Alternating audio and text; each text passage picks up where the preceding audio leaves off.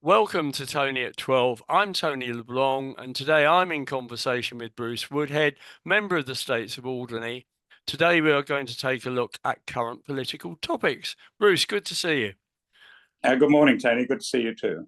Can we start off with governance reform? The next election, why did these four people vote against the proposition? Um, we had obviously this process goes through PNF before it goes to the states. We also always knew that there was one member who was adamantly against it, and another who was a bit against it. So we had an 8-2 situation. When we got to the meeting, the states meeting, one was in London with a medical, so we had 9 people, and we were then notified by the president that we had to have 9 people to have a quorum, which we had, and we needed 7 votes to get it through because it was change of law. We thought we had 7 votes. The 2 that voted no did vote no. Then one produced a bunch of spurious figures, correct in as much that they expressed how many people attended or stood for election over the past 10 years. But then he multiplied that on a statistical basis and convinced himself that we'd never have enough people to vote. And then the 4th one, I have to tell you that I don't think any of us really understand that one at all. So we lost the vote. It was 5-4 in favour. Trouble is, Bruce, that you've lost the confidence of the people, the states as a whole, by doing this. You've all been banging on about governance reform for years and years and years. It goes back to Andrew MacDonald. And, you know, when push comes to shove, 4 of them, 2 of them were Guernsey reps, decide that they don't want to go 2 years. Now, could that be anything to do with the fact that they are due for election in November, December? Cynical, but possible. Yeah, okay, we'll leave it at that. But, you know, it's so disappointing. Everyone was hoping that this would be the first stage in government reform. We don't see it. So this question of reducing the members from 10 to 8, that's never going to happen now, is it? Well, the good governance will be put to one side for a second while we rethink. But we do want to get down to maybe 8, maybe 6. The big thing is that in the last 5-6 years, the civil service have had no real leader. And therefore, they have not grown at all. They've just met the requirements that are needed, and a very good bunch of people. But without a leader, you can't do an awful lot. Now, they've got an extremely good leader. And I have a feeling that the civil service will grow and be able to serve the politicians much better than they have in the past few years, maybe as they did many years back. I don't know. But at least what they'll have is a good civil service, and therefore we could even reduce the number to 6. But it's down to you, the politicians, to actually agree to these changes. And if they can't come up with a simple solution like synchronizing this question of future elections, you know, to expect them to come down to 6, I think is, you know, it's turkeys and Christmas, isn't it? Look, we are absolutely appalled. I mean, one of them is on the good governance group and has always been in favour right the way through. No, honestly, we don't understand. We don't know what to do. We are absolutely appalled that the vote should have gone that way. And of course, we're in a situation where this just creates more apathy with the public, doesn't it? And as a result of that, who's going to want to stand? Yeah, that's an interesting one, actually. I think maybe we've got to such a low ebb. I know at least 3 very good people who have expressed a wish to stand and do something about it. And I'm not the only one. I think, funnily enough, there are people out there who have had enough. and have decided that they're going to put their head above the parapet. Well, fingers crossed. Let's hope so. Let's hope so. Let's get on to the subject of press regulation, Bruce. It's a bit Stalinist. Why do we need press regulation over here? We don't. We don't at all. I mean, this was raised by one particular party, and nobody agreed with it. But it was raised, and the idea was floated that we'd invite the local press to control itself, whatever. But we don't. It's a nonsense by one person who had a particular problem with the press, and it's as simple as that. Let's get on to the code of conduct. Recent events. I think the hearing is in the public domain. It appears to be totally toothless. Always the same punishment, a caution. You know, that once again, that doesn't give any confidence to the public, does it? Tony, this is a quite a difficult subject because what happened recently was unacceptable. And we actually tried to investigate and find out what can be done. Now, as far as the code of conduct is concerned, and as far as the president is concerned, we were kind of informed that you can't just suspend someone, whatever they do, pending a code of conduct. And I think some people think that even the code of conduct committee can't suspend someone without there being a approval in the states of that suspension. My latest information is that is rubbish, and that there is nowhere that it is written that is the case, and that the committee do have much more powers than they have been displaying. But I'm not an expert. It's very difficult to find out the actual facts on this particular thing, and so I sort of kind of leave it at that. We are incredibly disappointed. All I would say is that the two people who are in the frame in this situation are both in the publicity business, journalist business. There will be a lot of print about this subject. So we haven't had the end of it. But to actually sort of say, oh, you know, bit of a slap on the wrist, a caution. What does a caution mean? How many cautions do you need before you're sent off? Tony, I'm honestly as lost as you and other members of the public. This was a situation which I felt was incredibly important, very, very bad indeed. It's a situation that it's not necessarily the first time, but obviously the first time of this nature. I'm stunned. I think we all are, and we're shocked. Okay, let's move on to off the punishment department onto other departments, as it were. The Economic Activity Committee.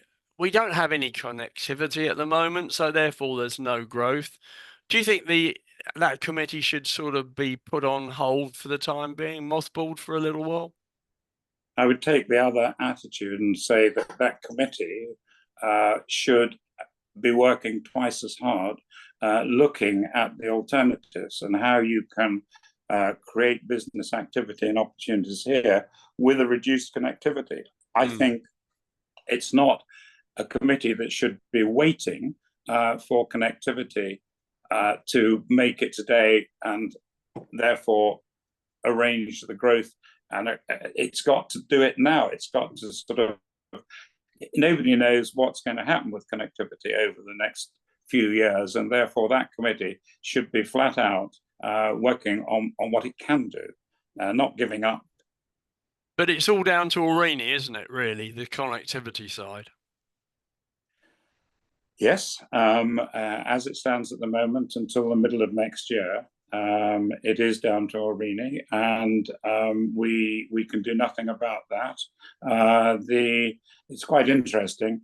While it looks as though to the general public and everybody that Aurigny are not performing as far as Alderney are concerned, we had a meeting with the chief executive, and he produced some very interesting facts and figures to show that 95% of the time we were getting an excellent service. He did a very good job. But that's not true, is it? I mean, they were rated as the worst airline in Britain last year in terms of the Southampton-Alderney route. Yeah, I know. How did he get round that one? I don't know how he got around that one, but he seemed to produce some figures that that did get around it. You see, at the moment, Bruce, it's to get to Southampton return for two, £630. The median.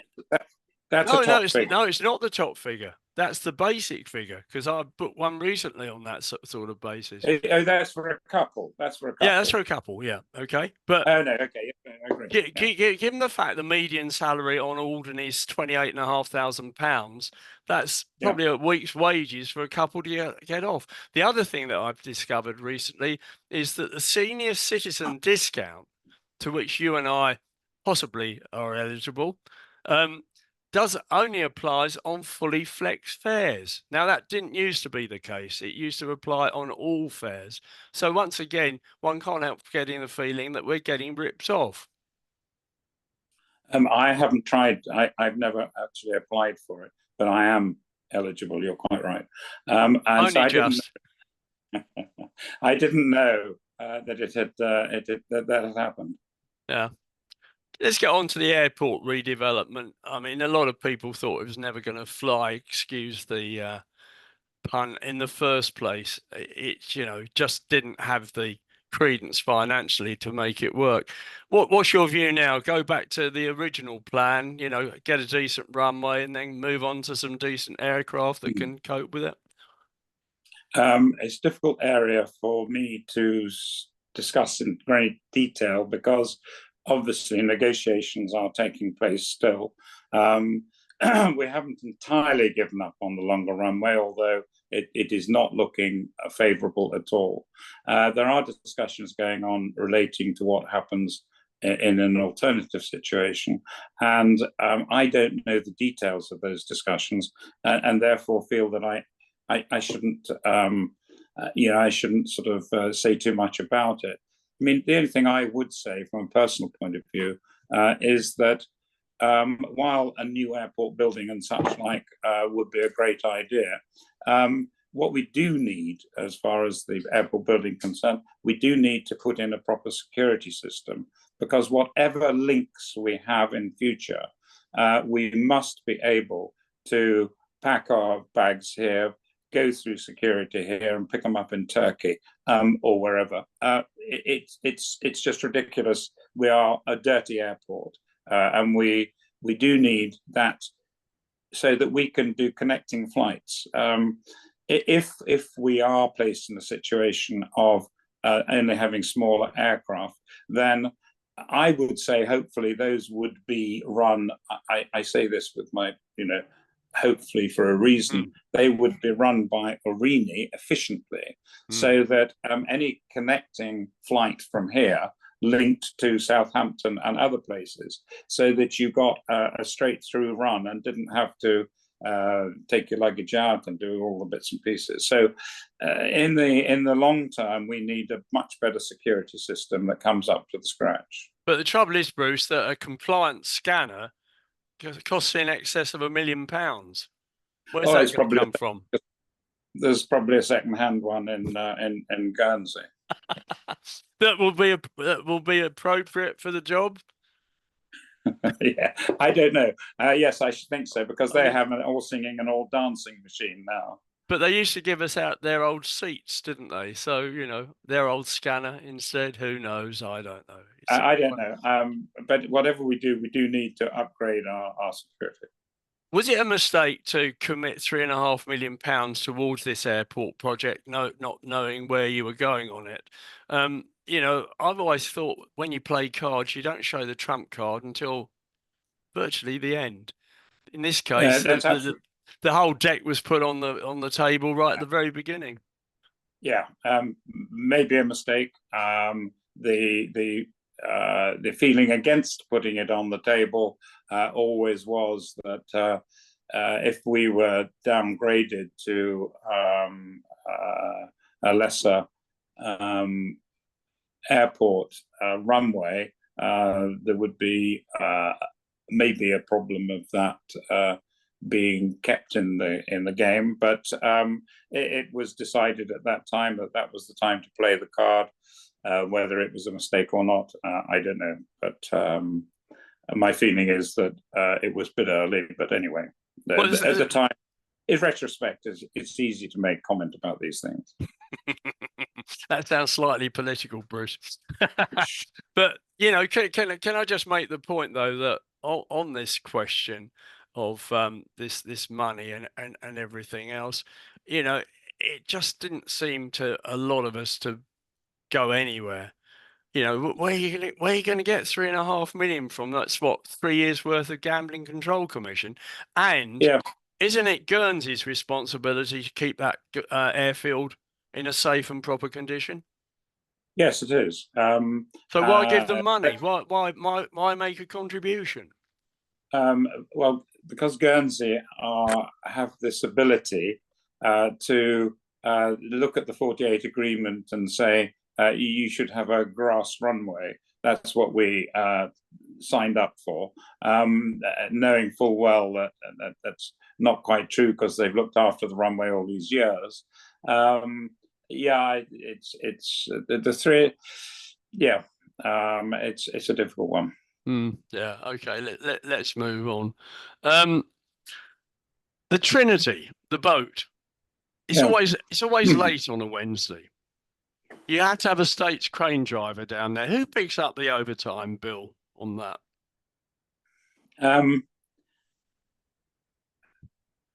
obviously the user eventually picks up we pick up the bill eventually. The problem with Trinity, as I understand it, is that it has to wait outside ports for certain times to get into them, and it mucks it up and delays it a bit. I don't know the full story there, but as far as overtime is concerned, you pay it on your apples and bananas. I'm sure. Yeah, but I mean, you quite often see the thing on a Wednesday evening unloading still at 9 o'clock, 10 o'clock. Yeah. That seems to be a bit daft. I don't have an answer for that. I mean, it does its round trip. It comes here from Southampton, Southampton to Guernsey, Guernsey back here, over to Jersey sometimes. Yeah. Okay. Good news if this larger passenger ferry materializes with the Alderney Ferry Company. Well, the good news of that is that somebody is enterprising enough to actually go ahead with something that the states, they had put it to the states, and we were a bit reluctant to up the ante on that, and they've gone and they found the finance, and it's unfortunate timing, really, because we have other negotiations in hand with the airport and so forth, and I've heard deputies in Guernsey screaming for why don't they have a ferry service and forget the airfield altogether. There's very few of them think that, because most of them are a bit more intelligent. We cannot rely entirely upon a ferry service for connectivity. The weather around here, the seas just won't allow it. And you may be able to get a boat that will do it, but you won't get the people who want to go on the boat on it. So I suppose one might, from our point of view, say that the timing was a bit difficult, maybe, although I'm not sure that many deputies will jump on it. But the fact of the matter is that the company themselves are prepared to take the risk of financing it and running it and everything else, aren't they? So Yeah, that is correct. I mean, there are quite a few sort of problems. From the point of view of 12 passengers, there's no problem, but there are licenses. Yeah. It's a very large boat.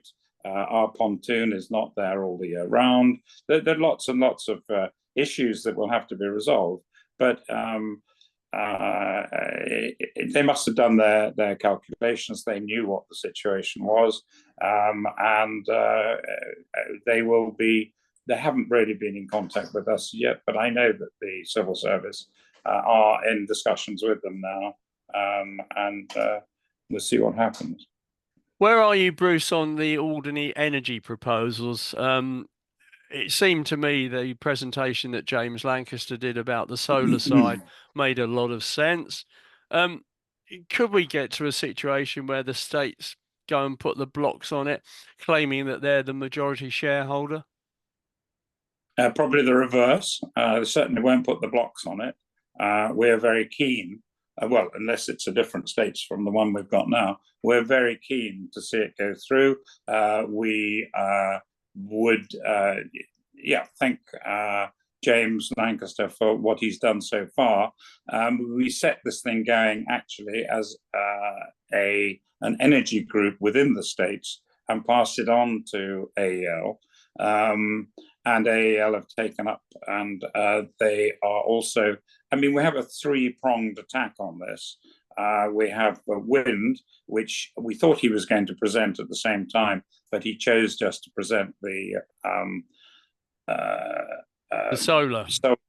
Solar panel, yes. And of course, we also have the wave business, the currents. We are looking at that very seriously and have got some quite strong interest. But the wind is probably more controversial than the solar, isn't it, in terms of impact on the view? I'm not going to say the environment. I'm going to say impact on the view. Yeah, you're right. To that extent, if push comes to shove, should the public have a direct say via a referendum? That's a very interesting one. We don't like referendums much because they don't always tell the story. If we are placed in a situation where solar doesn't work, we have to have wind, or doesn't do the job enough, and we have to have wind. The combination of the two is very good. We get a lot of wind. We get quite a bit of sunshine. But wind is likely to be there when the sunshine isn't quite often. So if we came to a situation where we are looking at renewable energies and we have no option, it's quite difficult because people, if you take a referendum, people are going to say, we're not having a windmill up there. No, and not think any further than that. Sometimes you have to govern. Yeah, but having said that, I think a lot of people would say it's a jolly good idea. Good, yes, I think you're probably right. So yes. I mean, what I don't want, Bruce, what I don't want to see is a repetition of the governance reform, whereby at the last minute, somebody on the states, or a few of them on the states, vote against the proposition, and suddenly we find that we haven't achieved anything. I can't control that. No, I know you can't, but the fact of the matter is it could happen. No, I'm pretty certain it wouldn't happen in this particular instance, because I think everybody on the states recognizes the need for renewable energies, and they recognize the need for solar, wind, and tidal power. I mean, it could be. I mean, it's a possibility that tidal advances quicker than we thought, and you don't need wind, but you certainly need two of the three. Yeah. Well, I mean, I think tidal's a bit of a way down the track, actually, and I would personally opt for solar and wind as the starting point on the whole thing. Right, let's move on to housing. The strategy, it's not working, is it? Which strategy is this? Well, for example, you're going to pay £100,000 to demolish Whitegates, but there's no plan to replace any of the properties there, and to actually think in terms of self-build doesn't work anymore.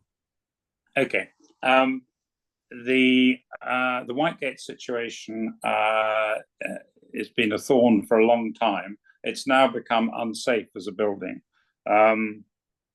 The estimates for, I think, we're about 75,000 for demolition.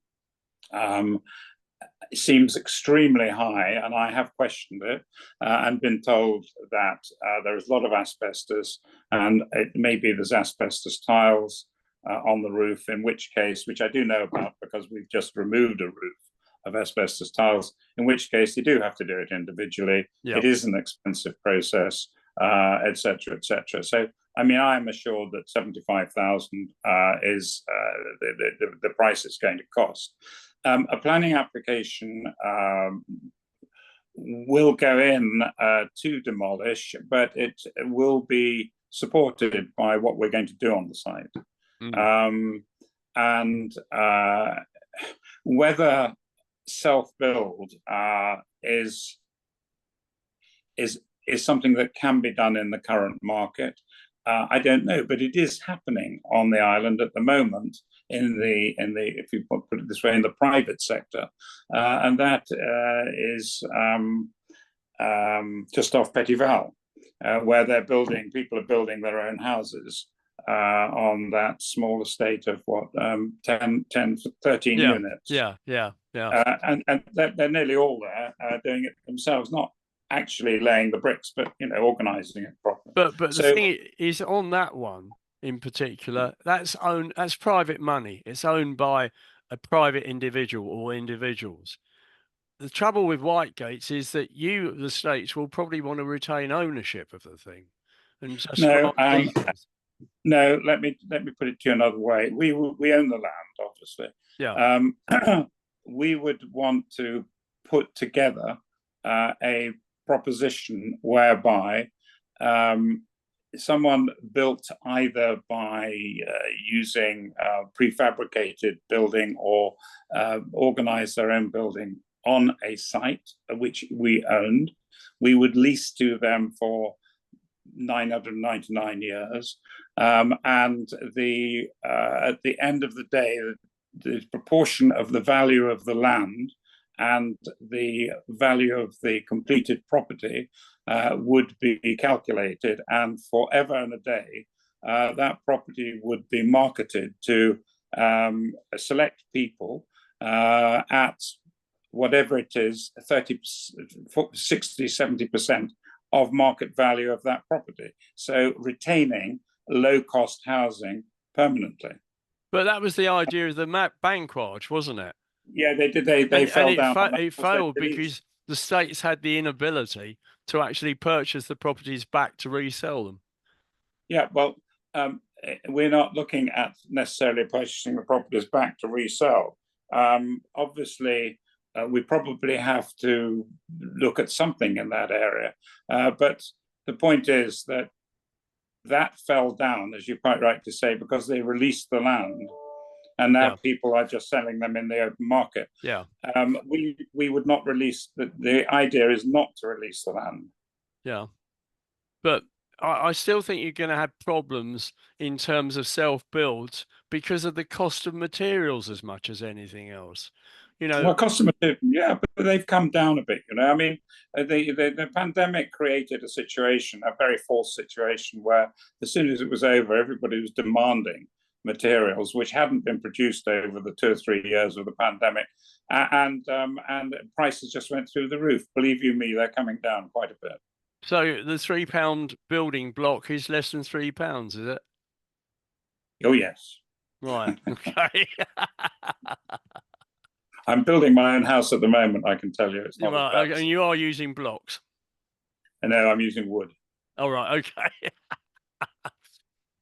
Well, do you think following the UK general election, the non-dom situation will affect us here? There is currently, isn't there, a tax level that if you pay more than 50,000 a year in tax, you don't pay anything on any of your other income. Is that correct? You're talking about in Alderney? Yeah, in Alderney.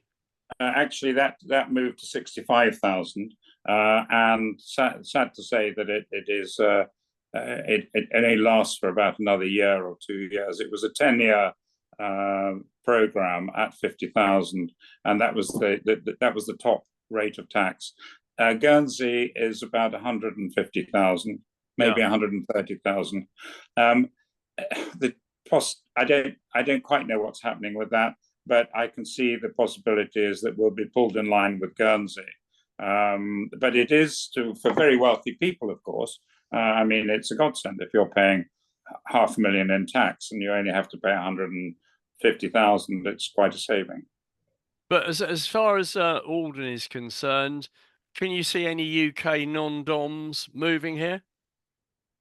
Yeah, I can actually. I can see the current Labour government creating a situation in the UK which is going to make a lot of people who know the islands and probably have connections here making up their mind to move permanently. I think we'll get an influx into the islands generally. Can a government actually promote the island in the UK? In other words, you know, little advertising campaign. If you're a non-dom, come and live in Alderney. Don't think Keir Starmer would be too happy about that. Yeah. I think he's got enough to do without worrying about Alderney too much. Yeah. But you're quite right. I mean, they don't like the idea of our tax regimes and such like, and they always have a bit of a go. Yeah. But yeah, I think there's no reason why we shouldn't. I would love to have set up through the Economic Development Committee. I'd love to have set up a promotion promoting the £50,000 as was, but because the timing is unstable and because the amount of money, we won't know what's happening until next year. It's not in a stable situation for us to push that, but I'd push it like mad and get absolutely. Yeah. And I mean, you know, let's face it. I think, in my view, Labour are going to thrash wealthy people in terms of inheritance tax and things like that. And of course, you've got a situation in the UK where people have not unwillingly, but found themselves to be in a situation where they're into inheritance tax territory purely and simply because the value of their property has gone up immensely. Yeah. And you know, I see inheritance tax as being, from the UK government's point of view, progressively a bigger and bigger earner as we all pop off.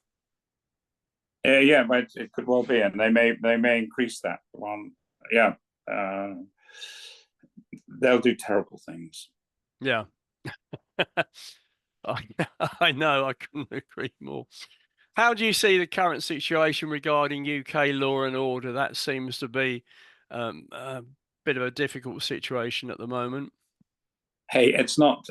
It's a very difficult situation. I mean, the only thing I would say there is that I have a pet theory which I have always gone by, and that is the rats in a cage theory. If you put two in, they live very happily. 4 live quite happily. 6 live comfortably. 12 start killing each other, and it's the same situation.